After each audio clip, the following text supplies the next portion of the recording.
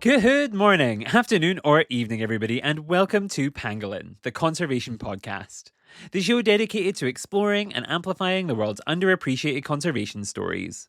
The stories that inspire me, and I hope will inspire you too.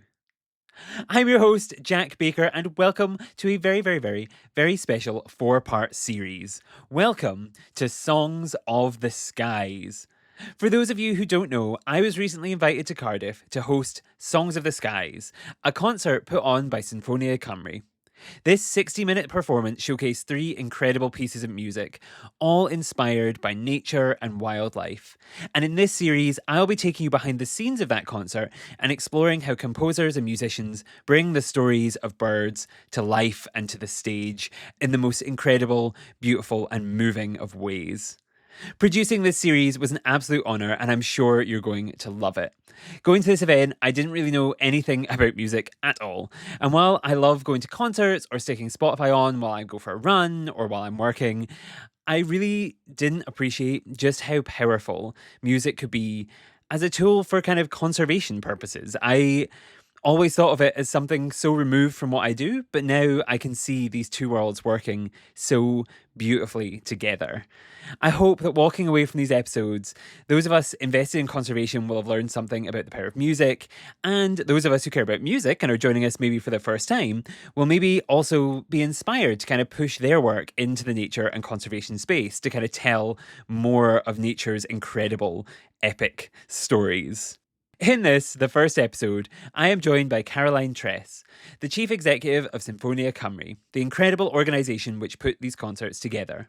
She's here to discuss where the inspiration for the event came from, how Sinfonia Cymru put everything together, and the importance of making music accessible for everybody. We also get to talk about why we did this event in a museum and the power of that. We get to talk about how the musicians kind of reached out and kind of how they helped facilitate, how Sinfonia Cymru helped kind of facilitate the performance. It's a really nice, I think, kind of chat which sets the scene for what is going to come. Because next time, I'm going to be joined by 2 of the composers of some of the music. I'll be joined by Joy Becker and Darren Gallagher to discuss their piece, Hope is the Thing with Feathers, which you might recognise the title of because it's also a beautiful poem. We will chat about something which we as conservationists sometimes struggle to do, which is inspire and curate hope. There is certainly kind of a lot for us to learn and take away, and even in hearing the music, I hope you all get to hear it one day because it's so amazing and they do something which is so hard to do. In the 3rd episode of the series, I'm then joined by Lynn and Aisha, 2 musicians from Sinfonia Cymru, who they kind of talk about how they kind of bring their loves of birding and music together. They kind of played in the concert and they helped produce a lot of the visuals, which were on the screen behind the musicians, in collaboration with Oasis One World Choir, an incredible choir who were also performing at the event. And yeah, it's just brilliant. And then in the final episode of the series, I'll be joined by Mark Bowden and Fenella Humphreys, who wrote and performed Chasing Sunlight, an incredible piece of music which tells the story of the Arctic tern, one of nature's kind of best, and most incredible, interesting, difficult journeys. We're going to hear about Mark's time learning from the birds and how Fenella then kind of took the music that he put on the page and brought that to life in one of the most powerful, incredible performances I think I've ever been lucky enough to see. It was just wonderful. So please make sure to subscribe because the next 4 episodes are so wonderful and they work, I'm going to say, in harmony. The music puns will continue to flow in harmony so beautifully together. So make sure to subscribe to the podcast. Follow us on social media at Pangolin Podcast so you don't miss out on any of these episodes. And yeah, having said all that, I will let the first discussion play. Thank you so much for joining me, and please enjoy Caroline Tress explaining a little bit about what Songs of the Skies was, where the idea came from, and why they hosted this event at the absolutely incredible, outstanding, and beautiful National Museum, Cardiff. Okay, enjoy! I am joined by Caroline Tress, who is the Chief Executive of Sinfonia Cymru, and she's here to kind of help lay the groundwork. What was Songs of the Skies? Where did the inspiration come from? And I'm so excited to kind of, have a chat and kind of, there's probably things here that I don't even know about. I was there, I was helping to host the event, and I had no idea. There's probably a lot of the process I don't even know about. So I'm so excited you're here, Caroline. Thank you so much for joining us today. Oh, thanks for having us, Jack, and thanks for being involved in the event. No, it was my absolute pleasure. I think, as I said during the event, I was kind of really excited to be there because I think there's, as conservationists, as kind of people involved in the nature kind of space, it's really difficult, right? Sometimes for us to kind of inspire hope. Music kind of does that in a way that is so powerful, so incredible. It's really hard for us sometimes to tell stories. Music does that in a way that is so, like, even without words, is so powerful. And it's really hard for us to give voice to the species and the creatures and the animals and the plants and things that we care about. But music does that, and it did that in such a beautiful way at Songs of the Skies. So it was my absolute pleasure to see and to be there and to experience. And yeah, I guess, like, before I get too excited and kind of just ramble about how great it was, Caroline, do you want to introduce yourself to the listeners a little bit? Let them know, yeah, a little bit about who you are and what it is that you do. Sure. So my name's Caroline. I'm Chief Exec of Sinfonia Cymru, and we're an orchestra that are based in Wales. It's an orchestra for young professional musicians. So all of the musicians are aged 30 and under, and we don't have a home base as such. We don't have an office or anything like that. We are kind of nomadic. We tour all around Wales. And our kind of dual purpose really is, one is to support young musicians who are extraordinarily talented. So they're some of the best musicians in the UK. They come from all over the world and they come from Wales. It's about half and half. We help them to grow their artistic voice, understand who they are as an artist and what they want to perform musically. So they help us to program all of our events. And the other purpose is to try and take music, like live, high quality music performance all over Wales in places you wouldn't necessarily expect it. So we do the concert halls, but we also do yesterday, as I speak, yesterday we were performing in a charity shop. We performed in schools. Today we're off to a village hall. Tomorrow it's a church, is a care home, and we try to like really hit rural areas of Wales where there's not necessarily access to a major concert hall 5 minutes down the road. Mm-hmm, mm-hmm. I think I think that's really interesting, right? Because it's something that, like, is so important to me in the work that I do in kind of the conservation and nature space, is making these things accessible to people who don't have an opportunity. And I guess similarly with what I do, right? People assume there's birds, there's plants, there's insects all around us. People must have access to it, right? With you, there's music on the radio. There's people hear music all the time. There's music when you walk into coffee shops. There's music in your ears and earphones and on Spotify and things all the time. But it's not the same, and it's not access to music, and it's not that kind of same kind of bringing people in, right? And it's not that same live, lived kind of experience. And it Yeah, doesn't. Yeah, it's interesting. absolutely. And I think to some extent we tour quite a lot, and some of the time we have to do that in cars, which is a bit, it feels sad for the environment and almost counterintuitive, but actually it is quite a green thing, because we'll put sort of four musicians into one car and we drive them to a local, hyper local venue that could be somebody's, a miners' institute that is in the middle of rural Wales, where actually there isn't any public transport. So if those people who wanted to see a live concert, they would all have to get in cars, and then you'd have sort of loads of cars traveling to their local. When I say local, it's sometimes an hour away, sometimes an hour and a half away. So that's part of the purpose of doing the rural touring as well. Mm-hmm. That's amazing. That's really interesting. And I guess, like, yeah, it's really, really exciting. And I wonder, like, how much of that kind of, like, inspiration came into, because we've talked a little bit, I guess, about you and Sinfonia Cymru and what you do. And in terms of, like, Songs of the Skies, I wonder how that kind of ethos and thinking came into this event, right? Because, like, is this, like, kind of, in being the whole event, well, I guess I'll let you explain it, right? What was Songs of the Skies, and then we can get into where the inspiration came from a little bit. Sure. So one of the things that is really wonderful about working with musicians who are at the start of their journeys and the start of their musical careers is that they are full of ideas. And at the end of 2024, I guess it was autumn turning into winter, Joy and Darren, who are two of our regular Sinfonia Cymru musicians who are just reaching the end of their journey with us because they've just both sort of fairly recently turned 30, came to me with an idea that they wanted to do a project which explored birds, birdsong, declining populations of birds in the UK, field recordings, and they wanted to put visuals with music and produce a concert that provided a space for thought about birds and what they represent to us. And at the same time, a composer who is award-winning composer who teaches at the Royal Welsh College of Music and Drama, also approached me and said, "Look, I've got this amazing concerto that I'm hoping to write. It's for an award-winning violinist called Fenella Humphreys, and it explores the journey of the Arctic tern, which is a small bird, as I understand it, that flies from one pole to the other pole, chasing sunlight and searching for food. And it flies over 40,000 miles." And he'd done a lot of research on the Isle of May in Scotland and off on Anglesey, and he wanted to create a piece of music about this. And we thought, well, maybe what we could do is put these two ideas together and create a whole series of events in Cardiff in the National Museum before touring them.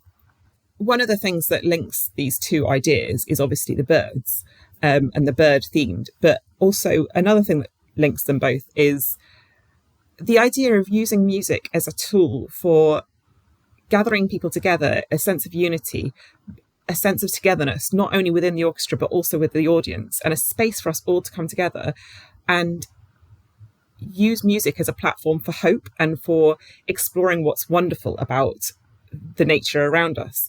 And I think quite often when we gather together to talk about the environment, it's in terms of crisis, the climate emergency, downfall and destruction, and it can be quite a depressing. It's a much needed conversation. It's a really urgent conversation to be having, but it tends to be quite negative. And these two musical events, what we hoped would happen would be a space to gather and see the visuals and hear the music and remind ourselves of all the things that are beautiful about nature around us and what we have to lose if we don't protect it. So once we decided to roll with all these ideas that the musicians had come to us with, we decided to put on a day of events at the National Museum Cardiff.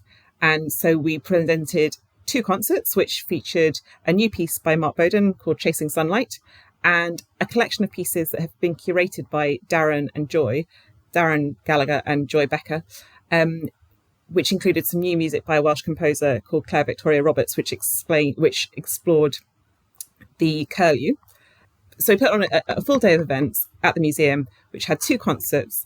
And we also had behind the scenes tours of the museum, performances by Oasis One World Choir, and a composer's workshop as well to understand how the creative process works and how nature might play into that.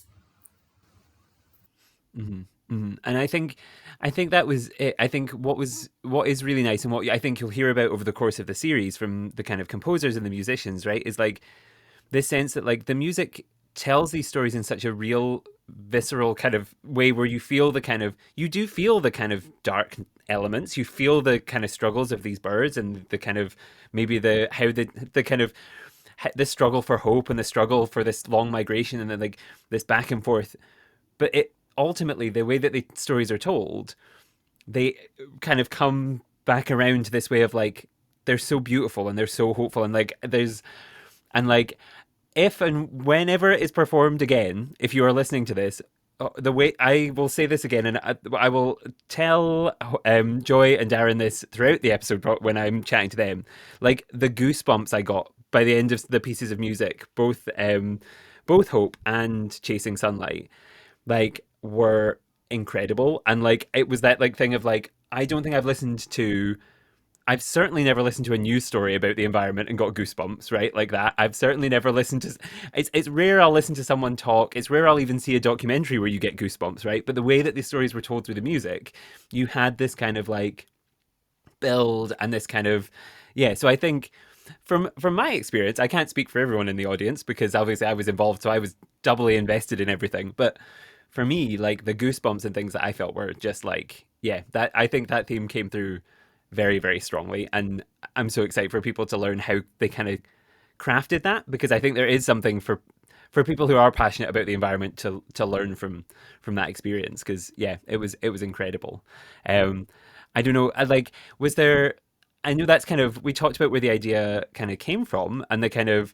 The one thing we haven't talked about really in the kind of production of it before we move on to what kind of you would hope is that people had gained from it, I suppose, is obviously the event that I was part of and where we recorded a lot of the live episodes that you're about to hear throughout the series was in the National Museum of Wales in Cardiff. Like, and I wondered, and I think what might be interesting for the listeners is to learn a little bit about why you chose that as the space to have this kind of event. Sure. Well, it was really important for us to have a venue that was in Wales to do this because we're obviously a Welsh organisation. And the National Museum seemed like a really good place because museums are traditionally spaces for reflection, for learning, for curiosity. And the National Museum has just got hundreds of thousands of birdie exhibits, and they were really generous in collaborating with us. We on the day that we performed a concert in their lecture space. We performed that concert twice, and that included the two pieces of music that I was talking about.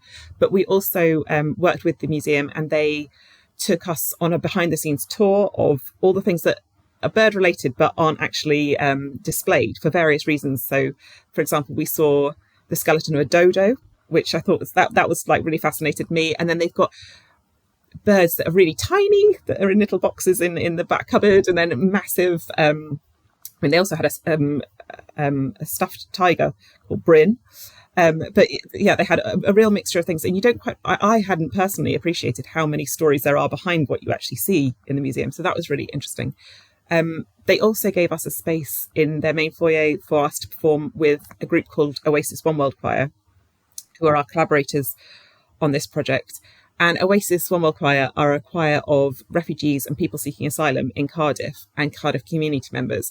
And they sing about hope and togetherness and unity, which again seem to fit into this theme. But there's also a theme of migration. And it's normal for birds to migrate and challenging. It's not normal for people to have to be displaced. But there was a theme there. And perhaps I could just read a quote from one of the members of the choir, who said, "We're really looking forward to collaborating with Sinfonia Cymru and exploring the connection between music, nature and migration. As a choir of people seeking sanctuary, we understand that just as birds migrate to survive, many of us had no choice but to leave our homes in search of safety. Through music and singing together, we find connection and a way to live through our experiences. After all, birds never migrate alone, and perhaps it's their togetherness that keeps them strong." And it was Emily from Oasis One World Choir who said that. And I think it's really poignant because it's that quote almost brought the whole of what we were trying to achieve together, really. It's about gathering together, being together, and our strength in unity and our strength in exploring hope. Mm-hmm. And yes, just to give a moment to the Oasis One World Choir, because that like the museum was a powerful place to do all of these performances. I think it was a really interesting, beautiful space. And the performance that they gave on the steps in the museum was like, and I can see all of those themes of like unity and togetherness, and because like, yeah, there is the music they sing, and I'll put a link in the description of this episode. They have an EP on Spotify, so if you want to go and listen to it, I would recommend, because the stories that they told and the way that they sing and the experiences that they bring together and the music they've written in multiple different languages, not just one language for one song, multiple different languages within the same song, telling their stories together was so powerful and so beautiful and like so joyful, just like so like, yeah, it was like it, yeah, I don't have the proper words for it because I'm so in awe, and I know that I can't do justice to describe it. You have to just go and listen to it because it's so beautiful and wonderful. Like it was just, They're a fantastic organisation, and they often sing about the natural world around us, and then also togetherness. And I think those two themes, conservation and togetherness, fit so nicely together because ultimately no one person can do it all. Togetherness is what we need, and hope for the future, and connecting and loving nature and working towards that. That's what we need, working together. mm-hmm, mm-hmm. And I think, yeah, I think that leads perfectly onto the final kind of question I was going to ask, actually, which is like, when you kind of, now we're recording this episode a week or so since the event has taken place, and I wondered like what you kind of hoped people would take away, what you kind of hoped, and maybe like, yeah, what some of the feedback has been so far. Like, what would you kind of, yeah, hoped people would take away? Maybe you'd already answered it a little bit there, but in maybe more depth, or if there's anything else you wanted to add of things you hoped people would take away. Sure. I mean, on a surface level, I hope people had a lovely time at a concert. they enjoyed the music, and had a lovely time exploring the museum. Um, but deeper than that, and I hope, I think and hope we did do this. I hope that people took away from it a chance to reflect on nature, and a lot of people came out of that, the concerts, saying, I was fighting back the tears. It was hugely evocative watching the visuals at the same time as hearing the music. Um, I mean, for me, it's given me a love of birds that I didn't particularly have before. Um, it's made me, some of the visuals help you. You feel like you're on the journey with the bird, and you can see the struggles they are making, and the challenges they face as they fly through storms, and as they battle with floating objects in the sea that shouldn't really be there. They're man-made. Um, yeah, I hope it provides everybody with a space for reflection. Hmm. Hmm. And I think that's no, I think that's it's so important because I think often, and sometimes we're, as like environmental educators and conservation educators and these people, we fall flat sometimes, is we go very heavy handed in the like everyone needs to know everything about everything to understand it. And like you need to have the facts presented to you in black and white in front of you. And I think sometimes not like, and we sometimes forget that not everybody comes at the environment and nature from the same place that we do. And so I think equally as valuable as having these conversations is sometimes just providing that space, right? And like the audience that you got for that event were probably at a very different place to a lot of the audiences I speak to normally who listen to a podcast, who kind of like go to a zoo or a museum or a botanic garden to learn about nature, right? Like they're different audiences. And so I think like telling this story in this way was a really interesting, good way to reach an audience that maybe wouldn't normally engage in nature, and maybe kind of giving them that space for reflection and telling that story in a way that is accessible to them, I think, yeah, was really, really powerful. And I'm glad that like, yeah, the feedback initially has been very, very positive. Um, yeah, that's fantastic. And I am, yeah, I hope like for the rest of the series, I think people are going to learn more about how that all came to be. They're going to learn about the different perspectives of people who were involved in writing, producing, performing the music. They're going to hopefully hear some of the amazing vibes of the day because a number of the episodes you're going to hear this series were recorded at the museum. So you should also hear some of the excitement and buzz and joy that was going on. And yeah, I'm very excited to kind of dive more into those things. Um, Before I let you go, Caroline, the last question I ask everybody on the show is what their favorite underappreciated creature is. I have got all range of answers, everything from snails to birds to weird little frogs that exist in one tiny little part of the world to sometimes people pick things that are really obvious like whales because they think people misunderstand their story. Like so it can be anything if you can kind of justify it as slightly misunderstood or underrepresented or whatever it is. Um, so for you, Sure. Caroline, what's your favorite underappreciated or misunderstood creature? I think, for me, actually, I've learned a lot by taking part in this project, and I suppose, the answer that I give now is probably not the answer I would have given last year. But I think it's the seagull, because we tend to think of the seagull as a really annoying creature that you're trying to sit on the beach eating your chips, and a seagull flies out of nowhere and pinches your sausage roll or your chips out of your hand. Um, and we think of that as being annoying, or they're in the street ripping open your bin bag. But actually, that's because we have colonized their territories. And I hadn't realized until we did the behind the scenes tour at the museum that actually, gulls are an endangered species. And I had no idea that that was the case. I also didn't know that one of the major places where we're trying to support gulls is just off the south coast of Wales on Flatholm Island. My colleague Joe, who's our general manager, did some conservation work there on his holiday quite recently, so he was telling me about that. But yeah, I say a seagull. They spend their whole life flying about over the sea. What a beautiful life they have. But they also need our protection because we have messed with their territories. And so maybe it's not their fault if they pinch my pasty out of their hand. Hmm. I think that is an excellent choice, and I'm not gonna. I like what I love especially about it is it's not the first time that it's come up. So I think I now like a couple of people have now mentioned to me in just like passing in this section seagulls are underrepresented. So I think now that's justified. At some point, I have to have a full episode just dedicated. I'll find someone who's an expert to come in and talk about gulls, because yeah, there's something that, like, yeah, growing up, they're all around you, they are on your homes, they're kind of like, they get this reputation for, yeah, as you say, screaming very loudly and then dive bombing you and doing these things, but actually they're not that bad. They're No. actually very interesting creatures.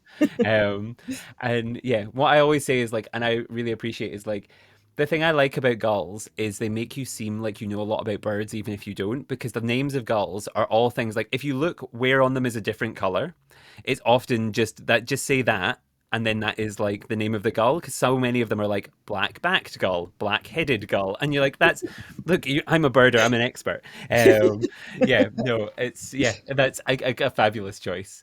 um I guess then the other thing just to ask is, like, of course, like, throughout the series, there'll be opportunities to kind of follow and engage with all of these different musicians who are coming up. But if anyone's interested in kind of Sinfonia Cymru's work and following along with what you're doing, where would you recommend they go? Where can they follow? Is there a website? What can people do to keep up to date with what you're doing? Sure. I'd say the best places to follow us is on social media. We're on Instagram and we're on Facebook. And if you want to hear the piece of music, Chasing Sunlight, which is Mark Bowden's piece, all about the Arctic Tern, that's going to be on Radio 3 in a couple of weeks. So we'll be posting on our socials so you can listen to the entirety of the recording. We do have a website. It's symphonia.cymru. Cymru is spelled Cymru.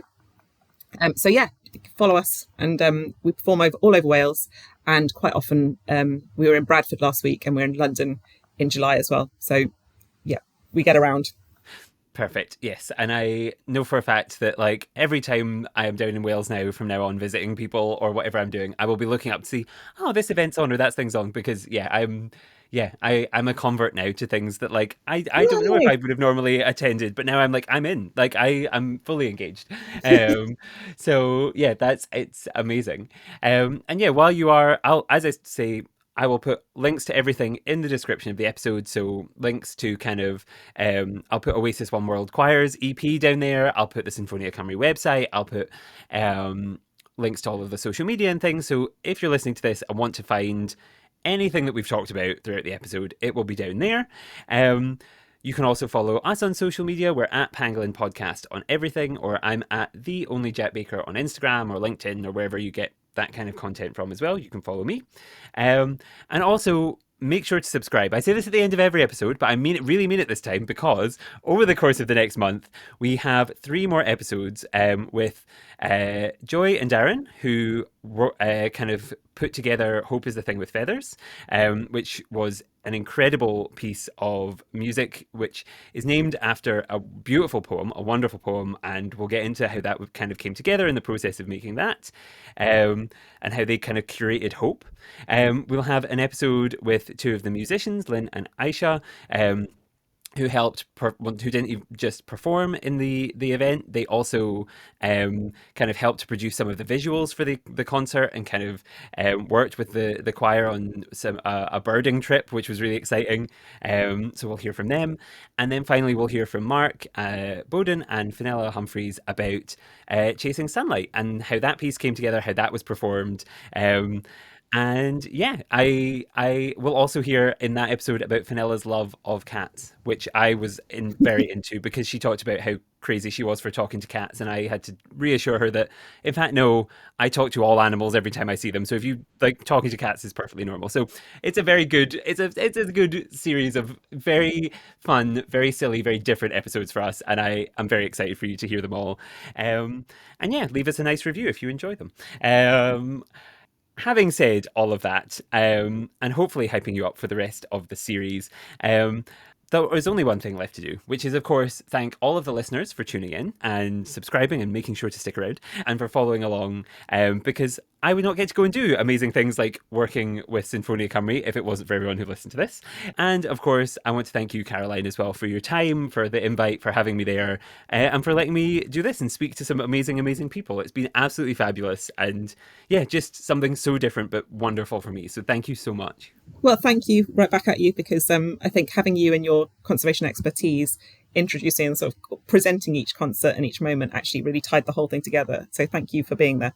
No, it was my pleasure, and yeah, I will. If ever again, if World Environment Day rocks up next year and you want to do the same thing, I will be there. Um, so yeah, thank you so much, and yeah, on that note, thank you all again for listening, and goodbye.